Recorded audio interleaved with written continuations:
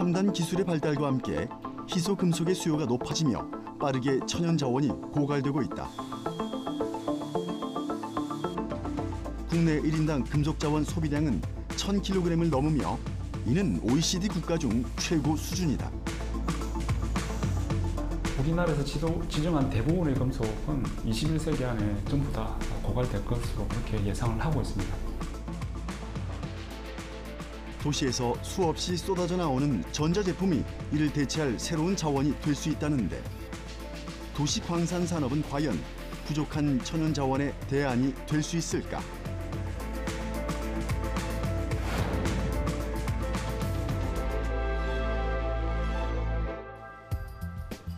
냉장고, 세탁기, 에어컨 등 한 해에 버려지는 대형 전자제품은 약 2만 톤에 달한다.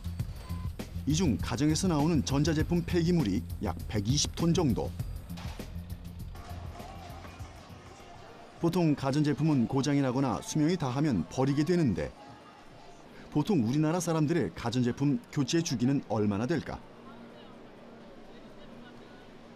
한 10년 쓴 것 같아요. 10년. 고장이 안 날 때까지 쓰고요. 보통 주기로 보면 한 10년 정도. 10년 정도 쓰다가 이제 더러워지거나 고장나면 교체하죠. 한 시장 조사업체의 조사에 따르면 우리나라 사람들은 냉장고나 세탁기 등 대형 가전제품을 8년 내지 9년 주기로 교체하는 것으로 나타났다. 하지만 대부분의 사람들이 폐가전을 버리면서 이것이 새로운 자원이 된다는 사실을 잘 모르고 있다. 그렇다면 폐가전은 어떤 과정을 거쳐 자원이 될 수 있을까? 그 과정을 처음부터 따라가 보기로 했다.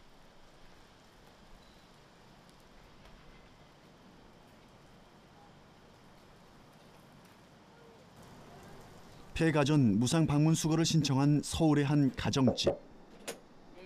안녕하세요. 예, 가전 수거 왔는데요. 예. 수거 가전제품이 어디 있나요? 저 밑에 있는데. 아래 있어요? 예. 아래로 내려갈게요. 좀 안내 좀 해주세요. 예. 경기 보이라시죠? 오늘 수거할 품목은 사용한 지 20년이 다 된 오래된 냉장고. 그리고 지금은 생산되지 않는 브라운관형 텔레비전이다. 예, 알겠습니다. 수거해 갈게요.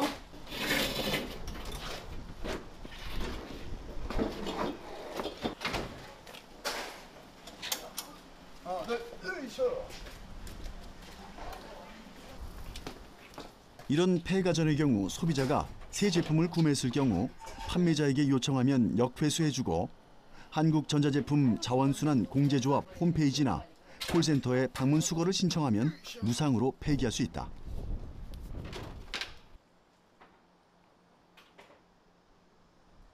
어머니 여기는 어떻게 알고 이렇게 수거 신청하신 거예요? 여기는 여기서 저 알아보니까 요거를 누가 수거를 돈 안 내고 이거 해가는 수거가 있더라고. 그래서 전화번호 가르쳤어.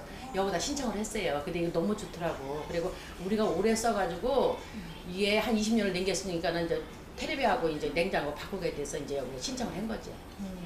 네. 막상 이렇게 버리려고 하시니까 아깝진 않으세요? 이제 오래 쓴 건데 뭐 아깝지는 않은데 그래도 이렇게 가지고 그냥 돈 안 주고 가져간다는 게 너무 있지 좋은 거예요 저희한테는. 네. 예전에는 대형 가전제품을 버릴 때 개당 15,000원까지 발생하는 폐기물 배출 스티커를 붙인 후 폐기해야 했지만 폐가전 방문 수거를 이용하면 수거와 운반이 모두 무상으로 진행되며 이는 자원 재활용으로 연결된다. 노트북, 다리미, 선풍기 등 소형 가전은 5개 이상일 때만 신청이 가능하다. 저희가 전날 콜센터에서 고객 명단이 저희한테 모바일로 넘어오거든요. 그럼 그 다음날 저희가 방문을 직접 하게 됩니다. 그럼 이거는 보통 무상으로 하시는 거예요? 네, 전액 무상입니다. 그러면은 하루에 보통 몇 건 정도 이런 일을 하시는 거예요? 평상시에는 25건에서 한 30건 하고요.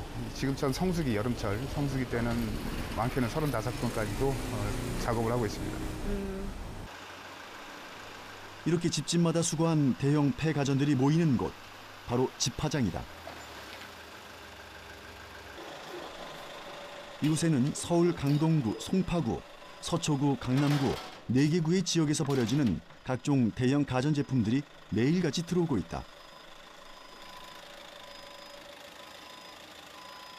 환경부와 전국 자치단체 조사에 따르면 지난 2015년 기준 방문 수거한 폐가전은 모두 78만 400여 대로 만 가구당 32대가량이다. 2013년도에 16만 2천 대, 2014년도에 35만 200대인 것에 비해 계속 늘어나고 있다.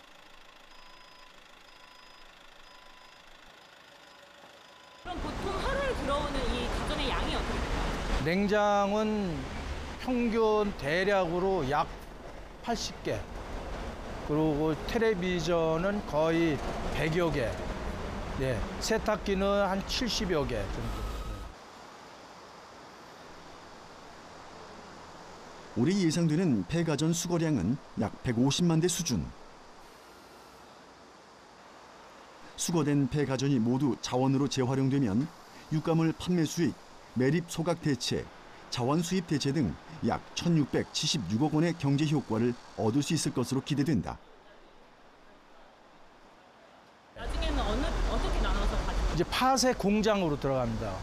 나래, 이제 용인, 화성, 뭐 양주 같은 공장이 있어요. 파쇄 공장이 있는데 그걸로 나가고 있습니다. 아, 그럼 여기는 그 제품별로 분류만 해서 나가는 거예요? 네네네.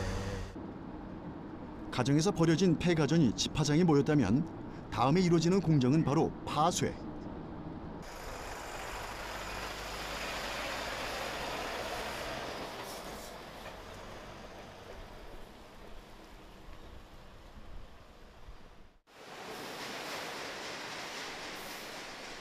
경기도 용인에 있는 수도권 자원순환센터. 이곳에서는 대형 가전제품의 분류와 파쇄가 한꺼번에 이루어지고 있는데 서울과 경기도, 강원도 지역의 폐가전들이 이곳에서 처리된다.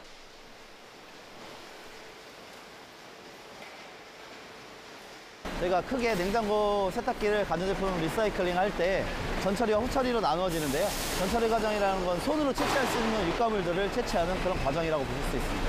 아, 그러면 손으로 채취하는 냉장고는 한 23가지, 세탁기는 한 25가지 종류의 유가물들이 있고요.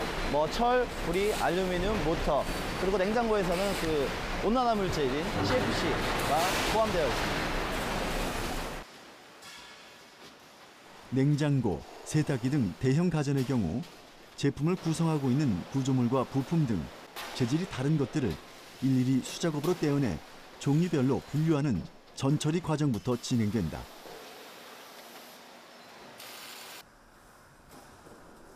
하루에 냉장고는 약 800대, 세탁기는 약 500대가 이 같은 방식으로 처리된다.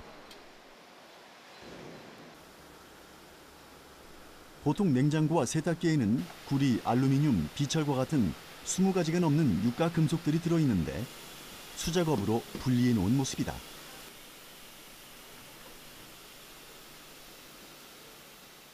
정부에서는 그 재활용 목표 관리제를 통해서 매년 그 회수해야 되는 폐가전 제품의 재활용 목표량을 국민 1인당 중량으로 고시를 하고 있습니다.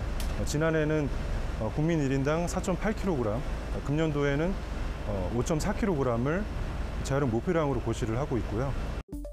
2014년도부터 시행된 재활용 목표 관리제는 27개의 전기, 전자제품을 대상으로 하는데 생산자, 제조자, 판매자, 수입업자가 자신이 출고하거나 판매한 양의 일정 부분을 회수해서 재활용해야 하는 의무다. 대형 전자제품부터 이동전화 단말기까지 다양한 제품이 여기에 해당되는데 회수율이 가장 낮은 품목은 이동전화 단말기다. 부피가 작고 유가성이 있다고 판단해 잘 폐기하지 않기 때문이다.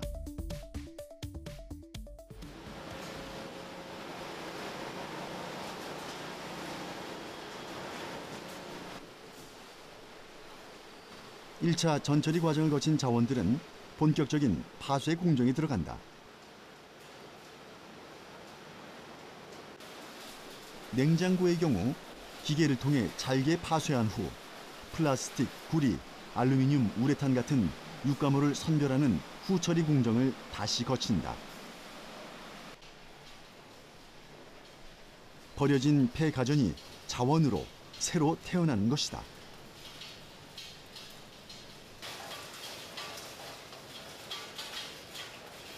후처리 과정이 그 화쇄와 선별 과정을 거친 후에 발생되는 육가물로 보시면 되고요. 냉장고에서는 한 5가지 종류, 세탁기에서 한 2종류의 육가물들이 발생되고 있습니다. 폐가전에서 가장 많이 나오는 육가금속은 철, 그리고 구리와 알루미늄 같은 비철 금속이다. 이것들은 다시 재련소나 관련 업체로 넘겨져 재사용할 수 있는 형태로 만들어진다. 구리와 알루미늄처럼 발생된 금속들은 그 재련소로 넘어가서 다시 재사용할 수 있게 그 궤로 만들어집니다. 냉장고에서 나오는 우레탄은 냉장고 보온재인데요. 예전에는 그 처리할 때가 마땅치 않아서 소각으로 처리했었는데 작년에 저희가 신규 설비를 도입해서 고형화 연료 쓸 수 있는 장비로 지금 만들어서 그 제지 회사라든지 또 한 시멘트 회사로 연에너지로 지금 공급하고 있습니다. 폐가전제품에서 나오는 고철, 플라스틱, 구리, 알루미늄 같은 광물 자원은 각종 산업에 재활용되며 경제적인 효과도 내고 있다. 더욱 중요한 사실은 자원 재활용을 통해 얻어지는 환경적인 이익을 금전으로 환산하면 무려 1,792억 원에 달한다는 것이다. 그렇다면 소형 가전은 어떻게 처리되는 것일까? 서울 송정동에 있는 도시금속 회수센터.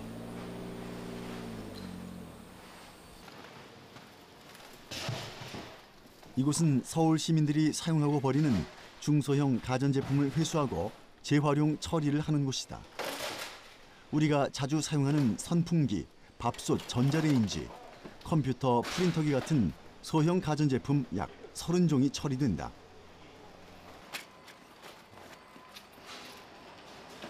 기존의 그 전자제품을 배출할 때 그 진행됐던 배출 수수료가 폐지됐고요.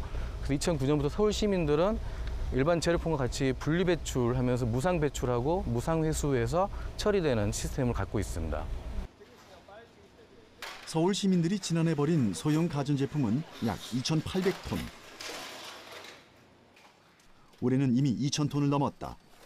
이는 무상 배출, 회수 시스템으로 인해 예전보다 수거가 용이해졌기 때문으로 보인다.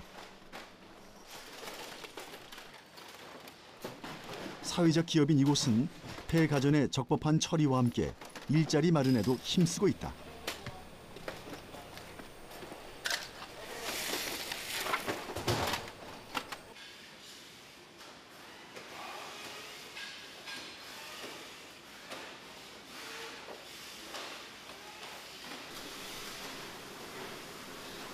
유선화 씨 역시 이곳에서 새로운 일을 갖게 됐다.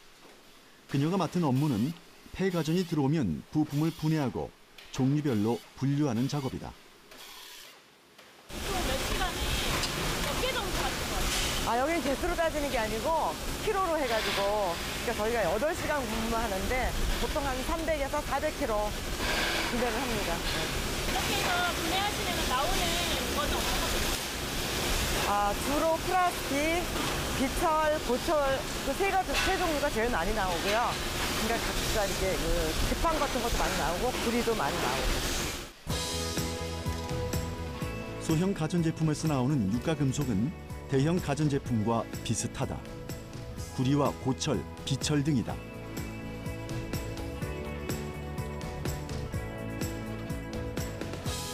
완전 해체를 통해 종류별로 분류되는 부품은 온전한 것은 재사용되기도 하고 선별된 금속이나 플라스틱은 필요한 업체에 판매된다. 이를 통해 약 15억 원 이상의 경제적 효과를 내고 있다.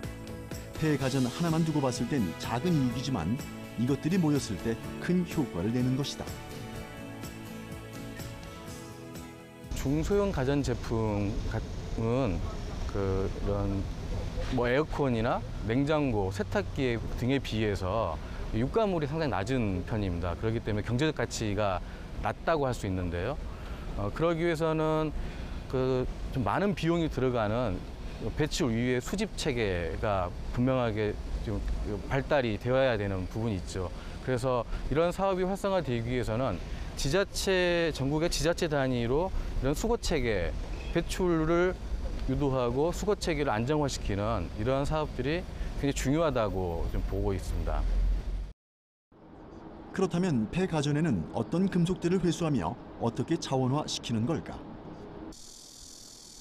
이를 확인하기 위해 찾아간 곳은 인천에 있는 한국생산기술연구원. 손성호 박사는 버려진 폐자원에서 구리를 추출하는 연구를 진행하고 있다. 구리는 거의 모든 전자제품에 들어가는 필수 금속으로 폐가전에서 재활용할 수 있는 기술 개발이 절실하다. 모든 전자제품, 전자부품에 들어가는 회로들을 다 구리를 이용해서 만들고 반도체 회로도 구리를 이용해서 만듭니다. 그래서 이 같은 그 전기를 갖다가 통해주는 회로들, 그다음에 건축 지자재에도 포함이 되고요. 아주 다양하게 국내의 산업 전반에 사용되고 있는 기반 소재라고 말씀드릴 수가 있습니다. 구리는. 산업 전반에 사용되는 구리의 연간 소비량은 약 80만 톤. 구리를 이용해 전기 부품이나 자재를 만들 때는 주로 습식 도금을 많이 하게 되는데 이 과정에서 슬러지라는 것이 발생한다. 보통 슬러지는 버려지거나 매각됐지만 이를 자원화시키는 연구가 이곳에서 이루어지고 있다. 슬러지 내에는 구리들이 다량 포함되어 있는데 그게 보통 20% 이상 넘는 슬러지 같은 경우에는 대기업에서, 국내 대기업에서 그걸 다시 재자원하는 공정을 실시하고 있어요. 근데 20% 이하가 되는 공정 같은 경우에는 경제성이 약간 떨어지기 때문에 그걸 갖다가 대부분 매립이나 해외 중국 같은 데서 매각을 시키고 있는데 20% 이하의 구리가 포함되어 있다는 걸 평균 한 10%만 잡아도 약 한 5천 톤의 구리가 지금 매립되거나 저렴한 값에 매각되고 있는 상황인데 그 5천 톤을 갖다가 저희들이 연간 5천 톤을 갖다 저희들이 회수를 하고 국내에서 연간 80만 톤이 소비되는 구리는 전량 수입되고 있는 실정. 구리의 재자원화가 시급한 이유다. 수분이 많은 펄의 형태를 띠고 있는 구리 슬러지는 가장 먼저 높은 온도에서 불순물을 분리하는 과정을 거치게 된다.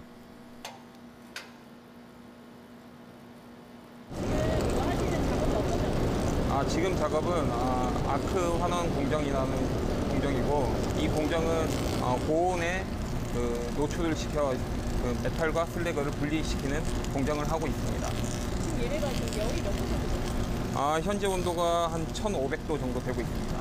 그 메탈화를 시키는 것은 한 1,200도에서 이루어지는데 이 비중차에 의해서 메탈과 슬래그, 산화물을 분리시키기 위해서 높은 온도까지 올릴 수밖에 없는 조건입니다. 1500도씨의 용광로 속에서 재련 과정을 거쳐 슬러지의 불순물을 분리해내는 공정이다.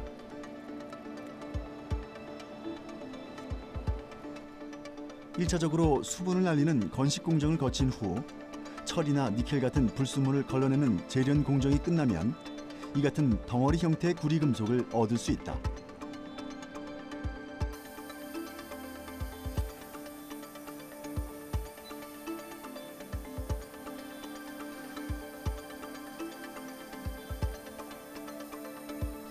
이번엔 구리의 순도를 높이기 위한 전기 분해 공정. 불순물의 순도를 낮추고 구리의 순도는 높이는 과정이다. 이 공정을 거치면 순도 99.9%의 구리가 나온다. 전기 화학 조건을 다르게 해서 불순물 같은 거를 붓지 않고 그 동만 금속화 시키는 공정입니다. 그래서 이런 공정을 통해 플레이트 형태의 동 금속을 만들 수도 있고 파우더 형태의 금속을 만들 수도 있습니다.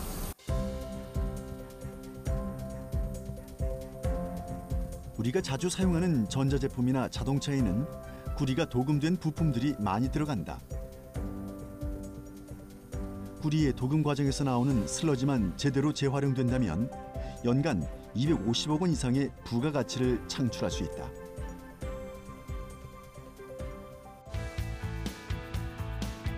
갈수록 천연자원은 줄어들고 자원 사용량은 늘어가는 자원 고갈 시대에 새로운 대체 자원으로 폐가전에서 자원을 얻으려는 시도, 즉 도시광산이 전 세계적으로 주목받고 있다. 자원의 99% 이상을 수입에 의존하는 우리나라 역시 도시 광산에서 해답을 찾으려는 시도가 다양하게 이루어지고 있다. 땅속에서 금속을 캐내듯이 폐자원에서 금속을 뽑아내는 도시 광산. 우리나라는 2000년대 초반부터 도시 광산 연구에 뛰어들었고 조금씩 그 성과를 내고 있다.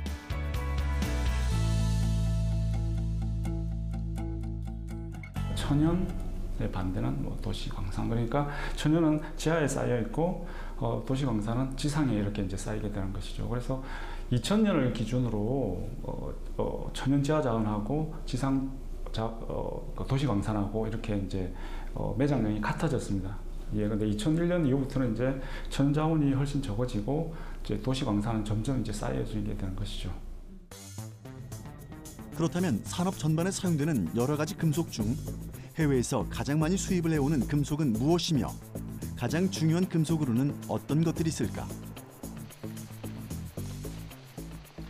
아무래도 이제 산업적으로 수요가 가장 많은 철이 가장 많고요. 철광석이 들어와서 이제 포스코 같은 곳에서 또 정제를 하고 하니까 그다음에 알루미늄이라든지 구리가 좀 많이 들어오고 있습니다.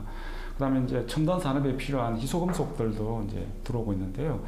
그건 이제 아주 또 귀해서 우리가 희소하다고 해서 희소금속이라고요. 기금속 우리가 금은보다 더 매장량이라든지 이 어떤 사용량이 훨씬 더 적게 또 귀하게 사용하는 부분이 있습니다.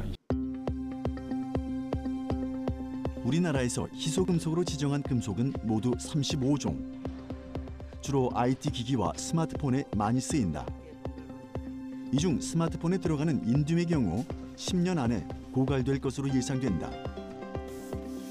더욱 우려스러운 점은 지정된 희소금속의 대부분이 21세기 안에 고갈될 것으로 보인다는 점이다. 스마트폰 한 대만 보면 희소금속의 양이 아주 보잘것없습니다. 근데 이게 100만 대, 1000만 대 단위가 되다 보면은 아주 이야기가 달라지게 됩니다. 그래서 아주 유용한 금속으로 변하게 되는데 실제로 폐스마트폰 100만 대에서 구리가 16톤이나 나오고요.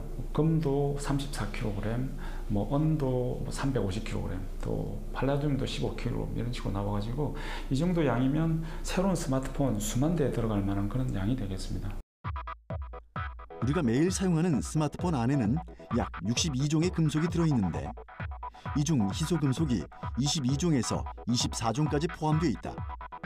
160g짜리 스마트폰의 경우 금속의 함유량을 살펴보면 케이스를 구성하는 주재료인 알루미늄이 22.18g, 구리가 15.12g, 배터리에 들어있는 코발트가 5.38g, 은이 0.31g, 금이 0.03g 함유되어 있으며 팔라듐과 인듐이 각각 0.01g 들어있다.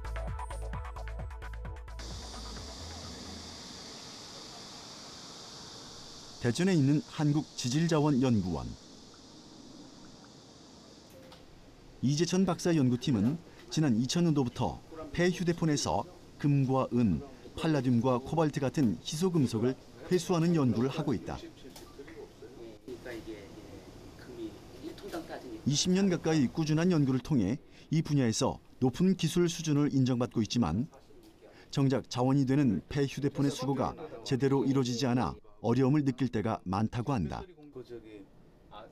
자동차용 배터리. 자동차. 우리나라 휴대폰 보급률이 굉장히 이제 높음에도 불구하고 사용 후 버려지는 그 휴대폰을 다시 수거하는 그 수거율이 굉장히 낮습니다. 이것은 이제 휴대폰이 작기 때문에 그냥 집안에 이렇게 방치를 해 놓더라도 이제 불편함을 못 느끼기 때문에 이제 수거가 안 되는 경우도 있고요.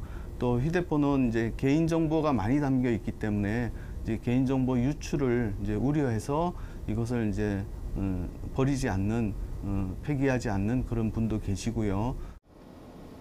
폐휴대폰에서 주로 희소금속이 많이 들어가 있는 부분은 바로 이 인쇄 회로 기판이다. 인쇄로 기판에는 경제적인 가치가 있는 금속들이 다양한 금속들이 있는데 보시는 바와 같이 여기 노란 선으로 보이죠? 이 노란 선이 금입니다. 그다음에 여기 또 기판에 따개비처럼 굉장히 작은 부품들이 이렇게 많이 장착이 돼 있는데 팔라듐하고 은이 함유돼 있습니다. 이와 같이 금, 팔라듐, 은과 같은 매우 비싼 귀금속뿐만 아니라 이 기판에는 요 구리도 있고요. 이 기판에 이제 함유되어 있는 그 금속들의 어떤 경제적인 부가가치를 돈으로 이렇게 환산을 해보면 기판 하나당 약 3,000원 내지 5,000원 합니다. 그래서 이게 모여가지고 이게 한 1톤 정도 되면 3천만 원 정도의 이제 값어치가 있습니다. 그렇게 얘기하시기는 힘든 거죠. 그렇다면 인쇄 회로 기판에 들어있는 20종이 넘는 희소 금속들은 어떤 방법으로 추출해내는 것일까? LCD 모니터 뒤편에도 또 조그만 이런 보통 이런 그 휴대폰의 기판으로부터 금, 팔라듐, 은과 같은 귀금속뿐만 아니라 구리, 그다음에 니켈 그런 금속들을 이제 회수하기 위해서는 이런 기판을 이제 자릅니다. 절단을 해서 적당한 크기로 절단을 하고 이것을 용광로에 투입을 해서 이 금속을 이제 녹이고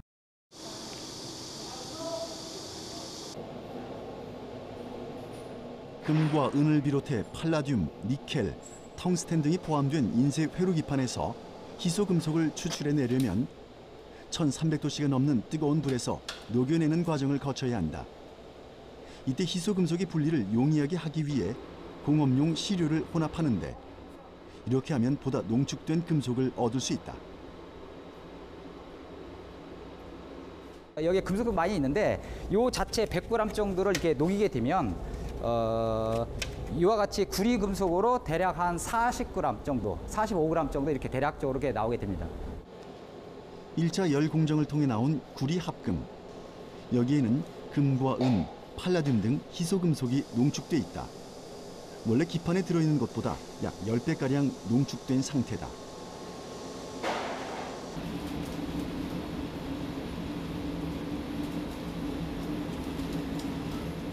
이번엔 추출된 구리 합금을 산에 다시 녹여내는 작업이다. 산에 녹인 용액은 방음소로 유입이 되고 회전 운동을 거치고 나면 금속으로 환원된다. 용액에 담겨있는 금속들을 빠르고 효과적으로 회수할 수 있는 새로운 기술이다. 예, 아까 저기 기판을 용광로에 넣어서 녹이는 거 보셨잖아요. 이제 거기에서 회수되는 금속이 이제 이와 같습니다. 합금 속에는 금, 팔라듐, 은, 구리, 니켈 등 다양한 유용 금속이 함유되어 있는데 이것을 잘 분리해서 순도가 높은 금속으로 만들어야지 우리가 산업 원료로 다시 사용할 수 있습니다. 그러기 위해서는 이 합금 안에 들어있는 모든 금속들을 먼저 산이나 또 알칼리를 사용해서 녹여내야 합니다. 그래서 지금 산을 이용해서 여기에 있는 금속을 녹여내는 작업을 하고 있습니다. 마지막으로 회수 공정을 거치면 비로소 귀한 금속을 얻을 수 있다. 일반적으로 유해한 약품을 사용해 금을 추출하는 방법보다 환경적으로도 안전한 방법이다. 여기 노란색 보이시는 것들이 다 금입니다.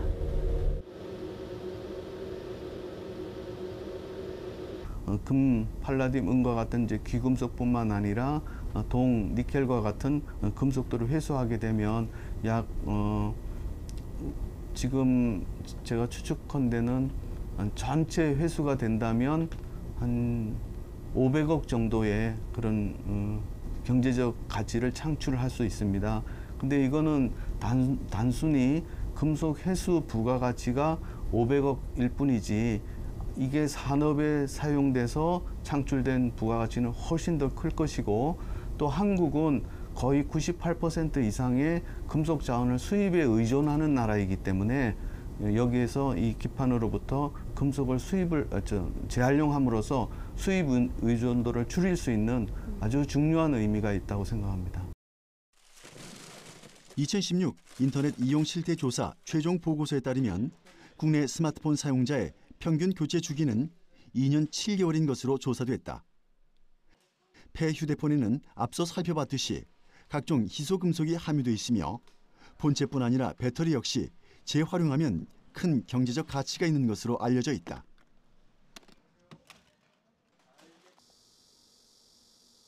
그렇다면 휴대폰 배터리는 어떤 방식으로 재활용되는 것일까? 이를 알아보기 위해 찾아간 한국지질자원연구원. 최근 10년간 폐건전지에서 희소금속을 추출하는 연구를 진행하고 있는 신선명 박사 연구팀을 만났다. 폐건전지 중에서도 리튬이온 전지에서 희소금속을 회수해 산업체에 원료를 공급하는 연구가 상업화 단계에 있다.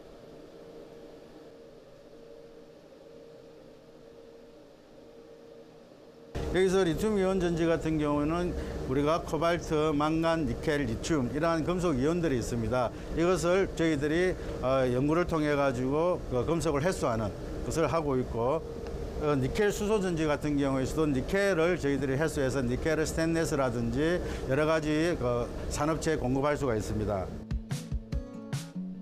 휴대폰 배터리로 많이 쓰이는 리튬이온 전지에는 코발트, 망간, 니켈, 리튬 등 다양한 희소금속이 포함되어 있는데 여기에서 코발트를 추출하는 실험이다. 먼저 폐전지 분말 시료를 산에 녹여서 분말 시료 내에 있는 금속들을 액체화하는 작업이 이루어진다. 다음에는 용해돼 있던 용액에서 코발트 분말을 회수하기 위해 유기용매라고 하는 추출제를 사용해 코발트만 분리해낸 후 전기 분해를 실시한다.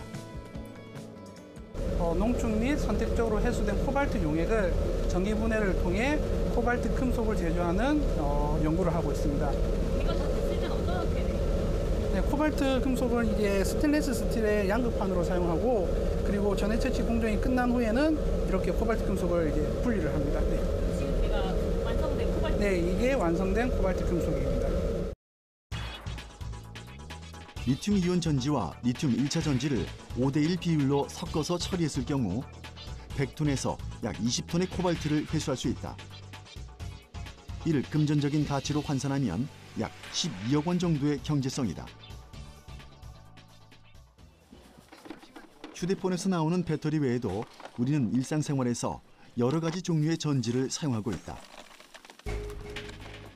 일반적으로 가장 많이 사용하는 망간, 알카라인 전지 같은 경우에는 연간 12,000톤이 출고되는데 회수율은 20% 수준이다.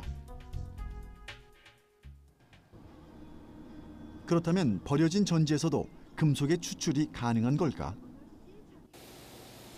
서울, 경기도 지역에서 나오는 폐전지가 모두 모이는 곳, 한국전지재활용협회를 찾았다. 우선 우리가 자주 사용하는 전지의 종류와 용도에 대해 한번 살펴보기로 했다. 전지는 충전이 되지 않은 1차 전지와 충전이 가능한 2차 전지로 나눠진다. 1차 전지로는 시계나 장난감에 많이 쓰이는 망간, 알카라인 전지가 있으며 이보다 수명이 긴 리튬 1차 전지가 있다. 2차 전지로는 전동 면도기, 칫솔 등에 주로 쓰이는 니켈 카드뮴 전지와 이보다 2배의 전기 용량을 갖고 있는 니켈 수소 전지가 있다. 망간 알카라인 전지는 연간 12,000톤 내외이기 때문에 가장 많이 버려지는 것이 망간 알카라인 전지. 버려지는 것보다는 아직까지는 제가 봤을 때는 사이즈가 작기 때문에 가정에서 보관되어 있는 전지들이 많이 있다라고 추측이 됩니다. 우리가 가장 많이 사용하는 망간 알카라인 전지는 연간 12,000톤 정도가 출고된다. 하지만 작년 회수율은 2,600톤에 그쳤다. 약 80%가량이 회수되지 않고 있다. 전지는 캔, 플라스틱, 유리병과 같이 생산자 책임 재활용제도 품목 대상으로 생산자가 회수, 재활용해야 하는 의무가 있는 품목이다.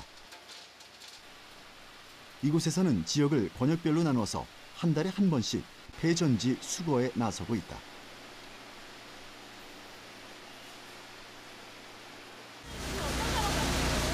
(1차) 전지하고 (2차) 전지 분류 작업인데요. 1차 올라가는 거나 망간하고 알칼리 파쇄하는 거고, 여기서 2차 전지는 다시 선별해가 내는 작업. 가정에서 배출되는 전지의 98% 이상은 바로 망간, 알카라인 전지. 이곳에 들어온 전지들은 가장 먼저 선별 과정을 통해 1차 전지와 2차 전지로 분류된다. 이 과정에서 망간, 알카라인 전지를 제외한 모든 전지가 선별된다. 분류된 전지들을 파쇄하면 세 가지가 나오는데, 먼저 포장재인 아연 스크랩, 내용물인 망간 파우더, 그리고 선별하고 남은 찌꺼기인 종말품이 나온다. 100kg를 파쇄했을 때 파우더는 65kg, 보철은 15.5kg, 종말품은 16.5%로 나오고 있어요. 그리고 자연 소물이라는 게 있죠. 그게 한 11% 날아갈 거예요.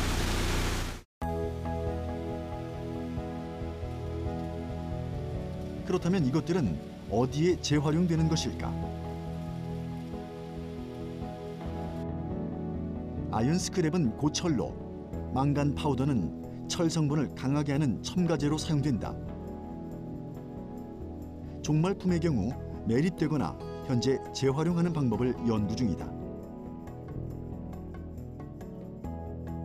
이곳에 오면 여러모로 재활용이 가능한 폐전지. 하지만 아무 생각 없이 그냥 버려진다면 경제적인 가치를 넘어 환경적으로도 큰 피해를 낳을 수 있다. 폐전지의 매립은 땅과 지하수의 오염으로 인한 연소에 피해를 줄 수 있으며 매립지의 수명도 줄어들게 한다. 망간 알카라인 전지의 경우에는 2007년도까지는 제도권이 없이 일반적으로 종량제 봉투에 포함해서 매립이 되었다가 2008년도부터 EPR 대상 품목이 되는데, 당초에는 이제 한 출고량 대비 6%, 7% 정도 회수가 됐고요. 작년의 경우에는 출고량 대비 한 22% 정도 수거가 되고 있습니다. 국내에서 필요로 하는 총금속 자원의 규모는 연간 89조 5천억 원가량. 여기에서 도시광산이 차지하는 규모는 19조 6천억 원으로 국내 자원 수요의 약 21.9%를 차지한다. 결코 작지 않은 양이다. 그리고 앞으로 그 양은 더욱 많아질 것으로 예상된다. 자원 빈국인 우리나라가 도시광산에 더욱 주목해야 하는 이유다. 이를 위해서는 폐자원 재활용에 대한 홍보와 함께 관련 시설과 제도 마련이 뒷받침돼야 할 것이다. 우리나라가 자원을 대체할 수 있는 것은 도시광산에 있다고 생각합니다. 그러기 위해서는 국민들이 수거하고 수거 분리를 얼마큼 잘하느냐, 이런 것과 더불어서 공공기관에서 이것을 분리수거할 수 있는 PR을 많이 해주는 것이 바람직하다고 생각합니다. 그래야지 매립이라든지 소각이라든지 이런 걸로 인해 환경적인 문제가 많이 발생하고 있는데, 수거 체제가 올바르게 정착이 된다면은 매립이나 소각이 아닌 안전한 금속 자원으로서 자리를 가질 수 있을 거라고 생각이 듭니다.